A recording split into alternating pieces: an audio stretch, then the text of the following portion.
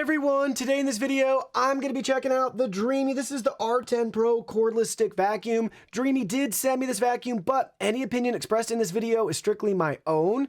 That being said, if you're interested in this product or you want to find out more about it, the link to it will be in the video description. How does the R10 Pro stack up against the competition? We'll be comparing it to the DREAME R20 as well as the overall average across all the different 20 plus cordless vacuum cleaners that we've personally tested. So first up, we'll look at the cost. This will give us the best frame of reference for everything else that is to follow, because typically you get what you pay for. You'll notice this is slightly less expensive than the R20, which is right about at your average typical cordless vacuum price. Next, we have our battery life. This is measured in minutes. We have a 65-minute runtime with this vacuum.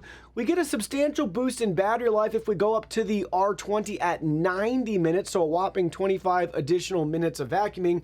But both vacuums will be above the average of 52 minutes, so a nice boost in runtime regardless. Moving right along to our dustbin capacity, this is measured in milliliters. We have an above average dustbin capacity with the R10 Pro. Next is our max suction power. This is measured in air watts. We have 150 air watt rating for the R10 Pro. That's 40 less than the R20, but it's going to be 12 air watts above the average. In a similar vein, we have our rated power. This is measured in watts, 425 watts of power on the R10 Pro, 570 for the R20, but your average typical vac comes in at 351 watts. Next, we're looking at max CFM. We record this value in-house, 39 CFM on the R10 Pro, 49 CFM for the R20. Your average typical cordless vac comes in at 6 points below the R10 Pro at 33. Now, all that data is great, but what does it actually mean? Well, let's take a look at our carpet deep cleaning test. The best score possible is 100, and we achieved that with our R10 Pro. It's actually 5 points better than the R20.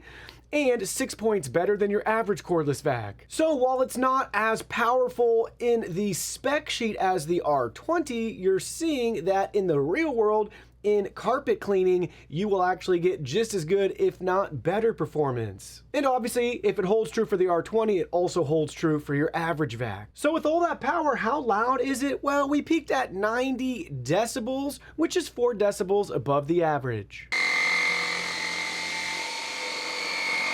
And lastly, maybe you're wondering about the weight of this unit. It's going to be around that 3-pound mark without any of the accessories, but if we attach the main body and main multi-surface brush, it's going to come in weighing at 6 pounds. I'd say very normal cordless vacuum experience. It's not going to be too heavy or too fatiguing to use around the house as you do your typical vacuuming and cleaning. So where does that leave us with our R10 Pro? Well, let me share with you my final thoughts. Below average price for above average performance. That's what you need to know with this particular vacuum. Here's what it does really well. Removable battery, built-in LEDs, multiple accessories, and that soft roller brush is a very nice touch. What would I want to see improved in the future with this vacuum? Well, I think the biggest thing here is going to be not having an LED display. They do have that on the R20 model, and it really spoils me. It's just fun to have and see the real-time color changing for the dirt and dust on your floor. So I've been spoiled by that. I miss having that feature, but it's not essential in regards to everything else. I'd much rather have the removable battery and the built-in LED lights from a practical standpoint. Also, speaking of the removable batteries, they are expensive. So if you are counting on getting some extra batteries, make sure you're factoring that in to your overall purchase.